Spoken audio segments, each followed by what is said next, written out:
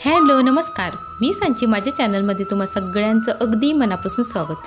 सगळ्यांना सर्वप्रथम श्री स्वामी समर्थ. तुम्हा सगळ्यांच्या चांगल्याचे स्वामी महाराज पूर्ण करत ही स्वामींचरणी प्रार्थना.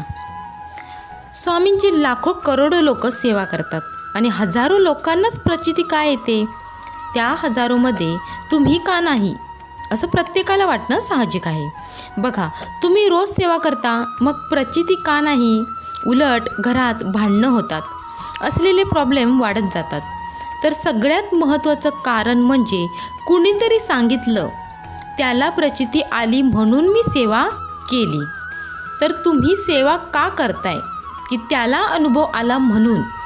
तुमचा त्या सेवेवर महाराजांवर किती विश्वास आहे हे नाही बघत तुम्ही. कारण भगवंतासमोर तुम्ही कोणताही देव असू दे, अगदी स्वामी किंवा इतर कोणतेही देव असू दे, तुम्ही किती त्यांना फुलं अर्पण करताय, किती त्यांना नवीन नवीन कपडे घालताय, किती अत्तर लावताय, यापेक्षा त्यांच्यासाठी तुमचा भाव, भक्ती, विश्वास महत्त्वाचा आहे. आणि हेच सगळ्यांचं चुकतं, त्यांच्यामुळे अनुभव येत नाहीत. बघा, त्यांना हे काही नको, फक्त त्यांच्यासमोर एक दिवा लावा आणि सेवेला सुरुवात करा, एवढं पुरेसं आहे. पण तुमचा भाव आणि भक्ती, त्यांच्यावर असलेला विश्वास महत्त्वाचा आहे. ही गोष्ट तुम्ही नक्की नेहमी कायम लक्षात ठेवा. जी पण कोणती सेवा करताय, थोडकी का असेना, पण ती मनापासून करा. आणि विश्वास आहे ना, तर सेवेचे दिवस न मोजता सेवा करा. फक्त आपले कर्म चांगले ठेवा. जी व्यक्ती कष्ट करतो, जी व्यक्ती मेहनत करते, त्याला स्वामी साथ देतात. म्हणतात ना, प्रयत्नार्थी परमेश्वर. तसंच कष्टाला सेवेची जोड असावी. आता 21 जुलै 2024ला आहे गुरुपौर्णिमा.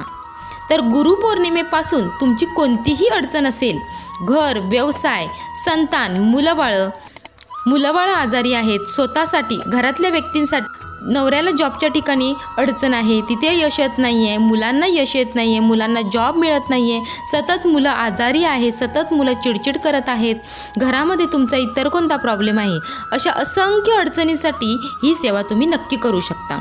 आणि ही सेवा कोणीही करू शकता. यासाठी कोणतीही पूजा मांडणी नाही, दिवा लावून आसन घेऊन सेवेला सुरुवात करायची आहे. फक्त एक नियम तुम्हाला नक्की पाळायचा आहे की नॉनव्हेज 21 दिवस करू नका. बाकी नियम नाहीत, फक्त ही सेवा मनापासून 21 दिवस, जमलंच तर टायमिंग मात्र एकच ठेवण्याचा प्रयत्न करा. याच्यामध्ये ब्रह्मचर्याचं पालन करण्याची गरज नाही. एकच आसन, जागा एक असेल तर त्या एकाच टायमिंगला बसलात तर ती त्या जागेची एनर्जी तुमच्यात येते.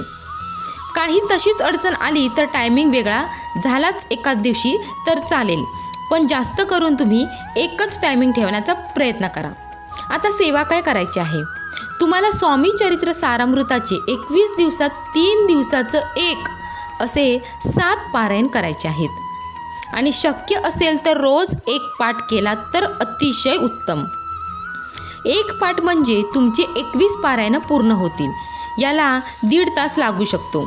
एक पाठ म्हणजे 1 ते 21 अध्याय एकाच दिवशी संपूर्ण पठण करणं. याला 1.5 तास लागू शकतो. माझ्या मते याला 1.5 तास लागू शकतो. संकल्पयुक्त केला तरी चालेल. जे वर्किंग आहेत, लहान मुलं घरी आहेत, तर यांसाठी 3 दिवसामध्ये एक पारायण करायचं आहे. म्हणजे 1 ते 7 अध्याय पहिल्या दिवशी, म्हणजे एका दिवशी वाचायचे आहेत. असं तुम्ही दोन्ही पद्धतींपैकी कोणतीही तुम्हाला योग्य ती पद्धत वाटेल ती तुम्ही करू शकता. आता नाहीच तर तुम्ही 1 अध्याय रोज पठण करा. याने काय होईल, 21 दिवसामध्ये तुमचं एक पारायण पूर्ण होईल. काहीच न केल्यापेक्षा काहीतरी केलेलं बरं. महाराजांशी एकरूप होणं महत्त्वाचं आहे. मन एकाग्र होणं गरजेचं आहे. 5 मिनिटाची सेवा का होईना, पण एकाग्रतेने मनापासून करा. जास्त तास बसा, पण मन मात्र 1 मिनिटसुद्धा एकाग्र नाही. ह्याला काहीच अर्थ नाही. पण महाराजांशी एकरूप होऊन बघा, अनुभव नक्की तुम्हाला येईल. तर याचं उद्यापन कसं करायचं? तर गुरुपौर्णिमेच्या दिवशी अध्याय वाचून झाल्यावर या दिवशी स्वामींच्या आवडीचा नैवेद्य करायचा आहे. पोथीची पूजा करायची आहे.